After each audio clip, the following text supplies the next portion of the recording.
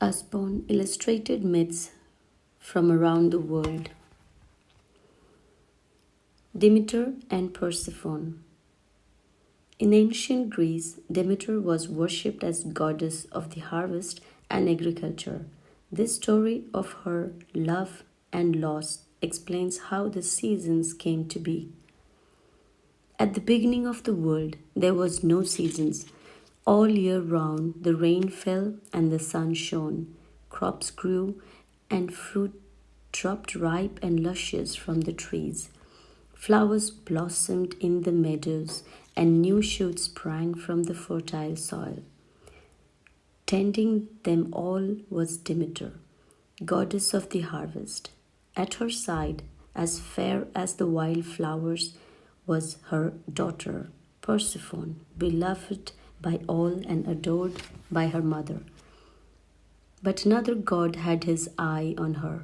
Hades, lord of the underworld, had spied Persephone and wanted her for himself. He went to Zeus, king of the gods, to seek permission, and to his delight, Zeus agreed to his plan. As long as he could snatch her away, Persephone would be his.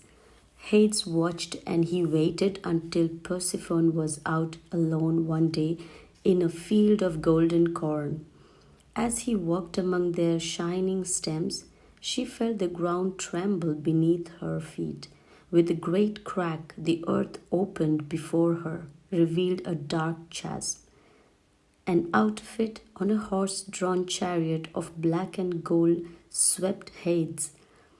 He plucked Persephone from the field as easily as if she were a flower herself, and then swept her down, down, down into the underworld. The chasm closed over their heads, and all was quiet, all was dark. When Demeter discovered her daughter was missing, she was inconsolable. She began to search the world for her, neglecting the earth she so loved. Flowers died, crops withered, fruit failed to ripen, and the soil turned to chalky dust. People and animals starved, but Demeter didn't notice. At last, Helios, the sun god, took pity on her. "Demeter," he said, "I saw on my travels what happened. Hades, god of the underworld, has snatched your daughter away." "So she's in the land of the dead," wailed Demeter. "How has Zeus let this happen?" "Zeus knew all along," confessed Helios. In a fury, Demeter stormed Zeus' palace on Mount Olympus. "How could you let my daughter be taken from me?" she raged. Zeus looked down at the withered earth, the starving people, and the dying plants, and admitted something had to be done. So he called the Hermes, the winged messenger, and sent him down to the underworld. "Bring back Persephone," he commanded, "or all is lost." Down in the darkness of the underworld, Persephone missed the sunlight and the warmth and the flowers of the world above, but most of all, she missed her mother. Hades, however, treated her with kindliness and gentleness.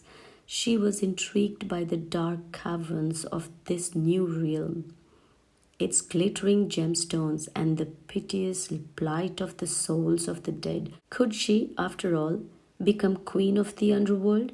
Hades sat beside her, day after day, urging her to be happy, tempting her to eat. "Just a few tiny mouthfuls," he coaxed, tipping some pomegranate seeds into the palm of her hand.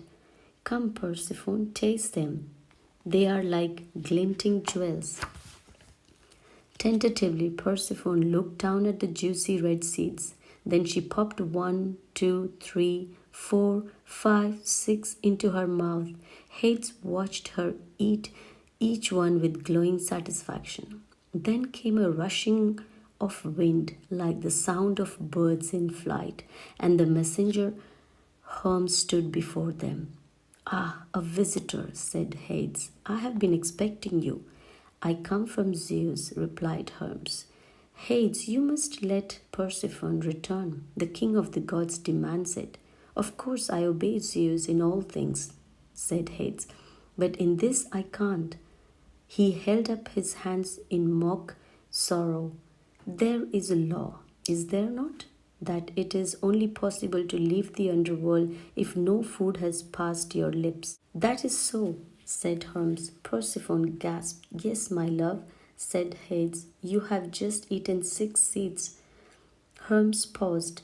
There was a deal to be done here, and he loved nothing more than a deal.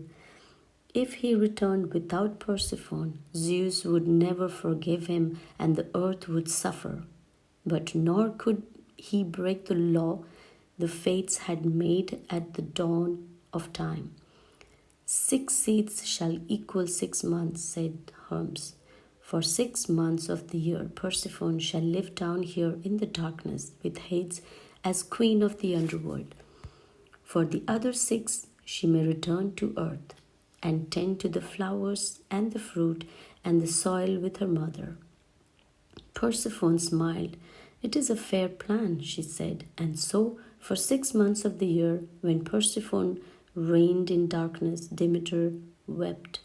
The leaves fell from the trees. The land was whipped by cold wind, and her tears fell as rain. Then in spring, when Persephone returned, the earth burst into life with Demeter's joy.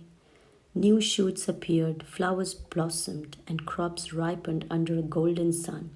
So it went year after year, cycle after cycle, and this is how the seasons came to be. Thank you.